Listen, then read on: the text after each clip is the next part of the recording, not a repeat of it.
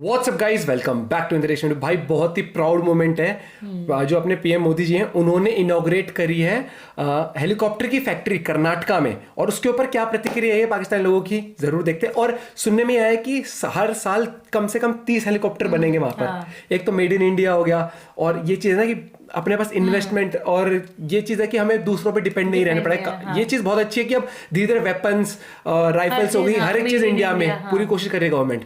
तो पाकिस्तान से क्या प्रतिक्रिया है, काफी इंटरेस्टिंग रहेगी वीडियो। शोएब चौधरी भाई के चैनल रियल एंटरटेनमेंट टीवी से है। वीडियो को करते हैं लाइक एंड कमेंट में एक बार जय हिंद जरूर लिख देना। बहुत ही प्राउड मोमेंट मैं कहूंगा ये चीज होती है।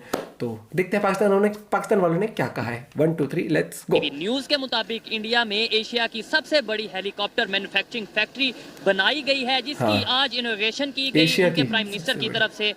अगर पास्ट को देखें तो इंडिया अपने डिफेंस जो इक्विपमेंट्स हैं कभी रशिया से, कभी फ्रांस से, तो कभी यूएस से इंपोर्ट करता था। लेकिन गुज़िश्ता कुछ सालों से वो अपने डिफेंस इक्विपमेंट्स बहुत तेजी से खुद बनाने लगा है। ना सिर्फ बना रहा है, दूसरे कंट्रीज को एक्सपोर्ट भी कर रहा है। पाकिस्तान की पब्लिक से बात करेंगे, आखिर डिफेंस का बजट हमारा भी हर साल बढ़ता है, तो पाकिस्तान में अगर डिफेंस इक्विपमेंट्स की बात की जाए, कुछ मिसाइल्स और कुछ टैंक्स को छोड़कर कौन सी ऐसी टेक्नोलॉजी, कौन से ऐसे इक्विपमेंट्स हैं जो पाकिस्तान ने प्योरली खुद पाकिस्तान में बनाए हैं। पाकिस्तान की पब्लिक इस हवाले से क्या राय रखती है, और इंडिया जिस तेजी से डिफेंस इक्विपमेंट्स को अपना खुद बना रहा है, फ्यूचर क्या देखते हैं इंडिया का, पाकिस्तान की पब्लिक जानेंगे इस वीडियो में। जो मेरी पर्सनल ओपिनियन है वो बताऊंगा मैं वीडियो के लास्ट। वीडियो लाइक करते जय हिंद लिख देना कमेंट में वीडियो के बाद। अस्सलाम वालेकुम जी वालेकुम सलाम। आपका नाम?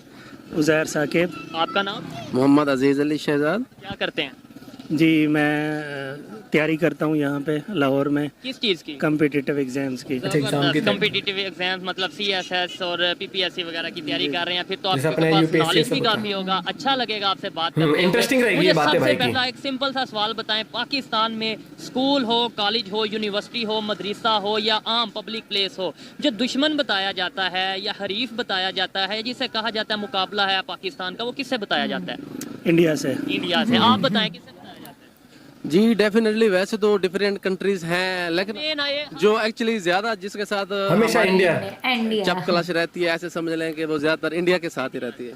अब इंडिया में एशिया की लार्जेस्ट हेलीकॉप्टर मैन्युफैक्चरिंग फैक्ट्री बन चुकी है। वहाँ पर वो अपने मतलब जो उनसे डिफेंस इक्विपमेंट्स हैं, हेलीकॉप्टर्स वगैरह हैं, वो बनाने जा रहे हैं। मुकाबला हम बच्चे को बताते हैं इंडिया से है, वो जितनी तेजी से टेक्नोलॉजी में ग्रो कर रहे हैं ये हम क्यों नहीं बताते? क्या कहना चाहेंगे इसके ऊपर? हेलीकॉप्टर फैक्ट्री उन्होंने अपनी बना ली है और अपना डिफेंस के इक्विपमेंट ज्यादातर अब वहाँ पर ही बनाएंगे। सबसे पहले ये है कि यहाँ की जो आप हिस्ट्री देखें ना, 47 के बाद से हमारी सबसे पहले ये है कि अकाउंटेबिलिटी सिस्टम और पॉलिटिकल पार्टीज हमारा स्ट्रॉन्ग नहीं है। सबसे पहली बात ये है। आप देखिए 47 के बाद से आपका जो है ना कॉन्स्टिट्यूशन आपको 56 में आके बन रहा है पहला, ठीक है। 9 इयर्स आपने कॉन्स्टिट्यूशन में बनाने लग गए हैं, तो आप उनके हेलीकॉप्टर से मुकाबला कर रहे हैं, ठीक है। उसके बाद फिर आप देखें आपके 47 से लेकर 58 तक आपके कितने 8 से 9 प्राइम मिनिस्टर तब्दील हुए हैं। एक साल एक बैठ रहा है, फिर दूसरे साल वो बैठ रहा है, फिर 58 में आप आ जाएं तो मार्शल लग गया अयूब साहब का। तो सिविल मिलिट्री रिलेशंस जो थे ना वो काफी ज्यादा खराब हुए। फिर 56 तक बात करें हम, इस्लामिक रिपब्लिक नहीं थे, इस्लामिक रिपब्लिक मुसलमान भी समझ लें कि आप देखें ना 1935 का एक्ट चला रहे हैं, स्टिल भी चला रहे हैं। किसी किसी जगह पे आप देखें 1935 को आप एक्ट को फॉलो करते रहे हैं। 56 में आपने जब कॉन्स्टिट्यूशन भी बनाया ना, तो तब भी आप 1935 के एक्ट को देख के बनाया। तो आपके पास इतनी एबिलिटी होती, ठीक है।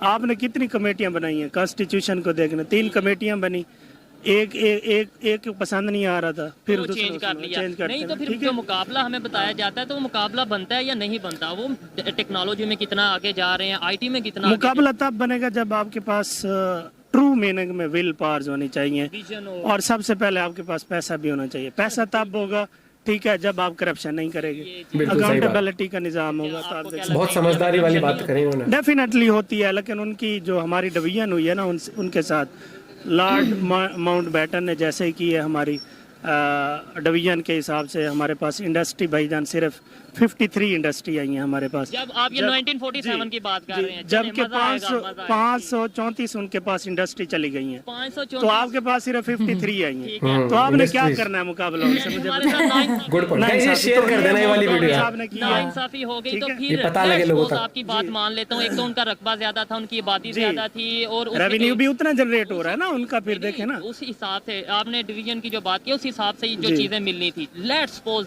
ज्यादती हो गई, फिर हम 5, 7, 10, 15, 20 साल तक कैसे उनके साथ मुकाबला करते रहे? हमारी अगर करेंसी उनके बराबर रही, इवन किसी टाइम पे उनसे थोड़ी ऊपर भी रही, तो फिर इसका मतलब बाद में जो हम डाउन गए हैं उसके अंदर हम ब्लेम वही 1947 का करेंगे। नहीं ब्लेम की बात नहीं है। फिर आपकी जो पार्टीज आई है ना, लीडरशिप, वो क्राइसिस स्टार्ट हुआ, बोले ना, ये आप देखें शुरू पे सारे ले हुए लेंगे ना। वो तो एक लिंक करना है ना, आपको समझाने के लिए लिंक किया, तो फिर आपको समझाया, आपको समझ आई है।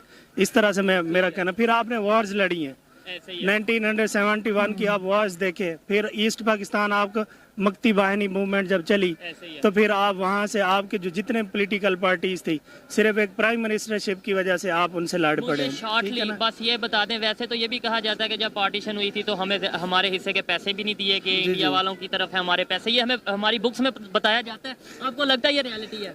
रियलिटी इन सेंस, हाँ जी बिल्कुल। अच्छा, मुझे इन शॉर्ट बस ये बताना है, 75 साल में पाकिस्तान ने क्या किया? आपने हिस्ट्री भी पढ़ी होगी क्योंकि आप कम्पिटेटिव एग्जाम की तैयारी कर रहे हैं, नॉलेज भी होगा। और 75 साल में इंडिया ने क्या किया जो आज वो जहाँ पर है और हम यहाँ पर हैं? थोड़ा सा बस आपने इन शॉर्ट इसे एक्सप्लेन कर देना। इन शॉर्ट मैं ये कहना चाहूँगा कि वहाँ की जो मिलिट्री है वो डेमोक्रेसी में उनका रोल बहुत कम रहा है।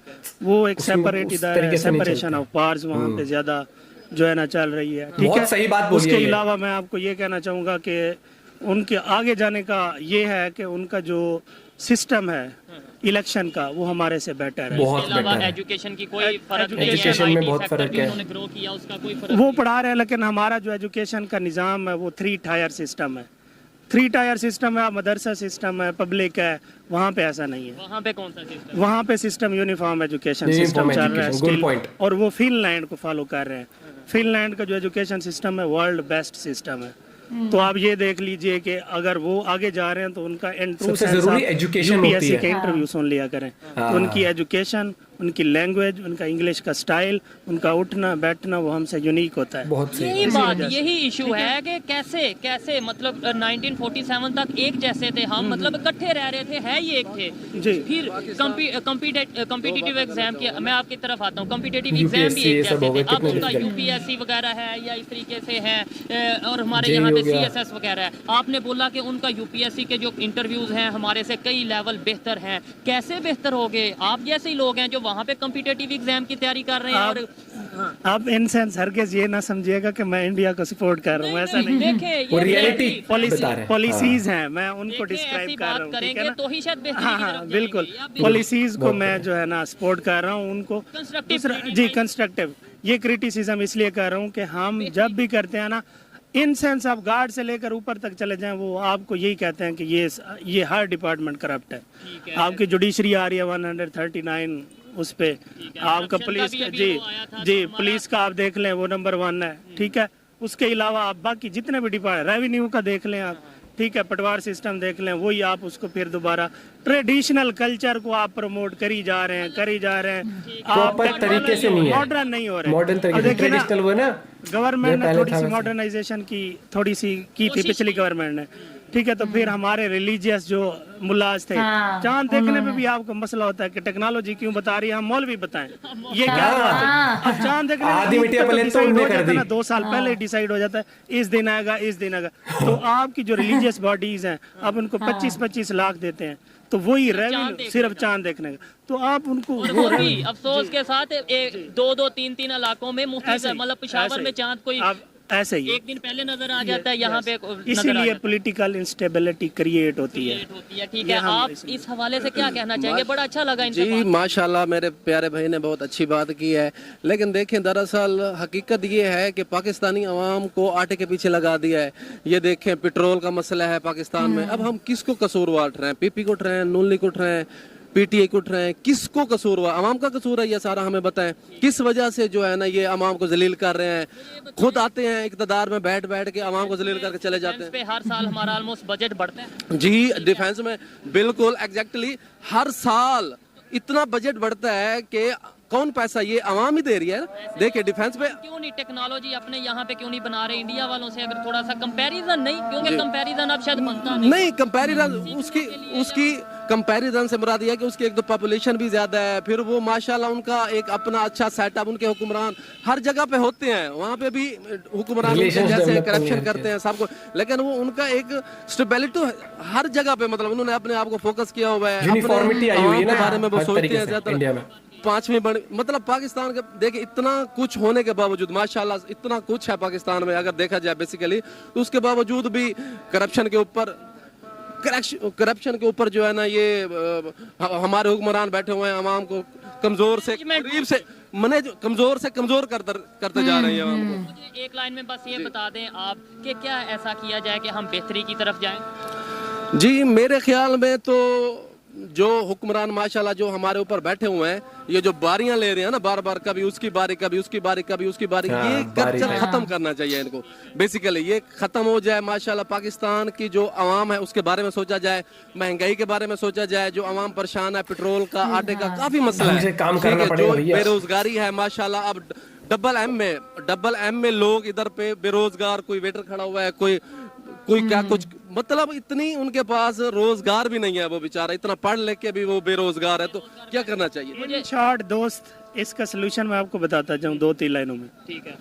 सबसे पहले पॉलिटिकल स्टेबिलिटी मुल्क के अंदर डेमोक्रेसी ढंग से आए, इकोनॉमिक स्टेबिलिटी ठीक है होनी चाहिए, आपकी पॉलिसीज कंस्ट्रक्टिव पॉलिसीज होनी चाहिए, ठीक है, लॉन्ग टर्म पॉलिसीज 25+ ईयर्स 2-2 साल में कैंसिल कर देते हैं होनी चाहिए, लाइक चाइना और ईरान की जैसे डील हुई है 25+ ईयर्स वाली हुई है।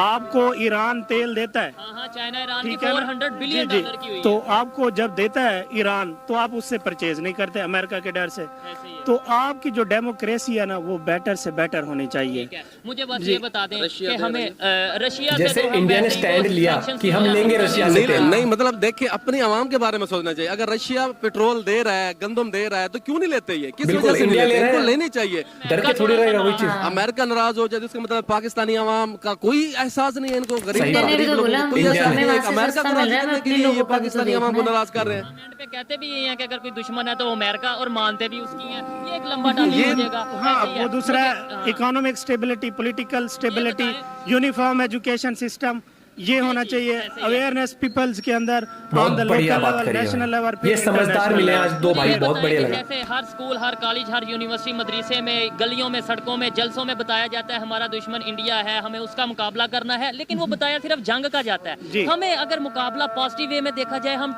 बच्चों को बताएं यार इंडिया टेक्नोलॉजी में बहुत आगे निकल रहा है, हमने उसके साथ मिलकर काम करना है। ये ट्रक की बत्ती के पीछे लगाने वाली बात है और कुछ भी नहीं है। जो मेरे अंदाजे के मुताबिक ना, ये ट्रक की बत्ती के पीछे आवाम को लगा के ना, बेसिकली इनका जो मकसद है करप्शन करना, आवाम को लूटना।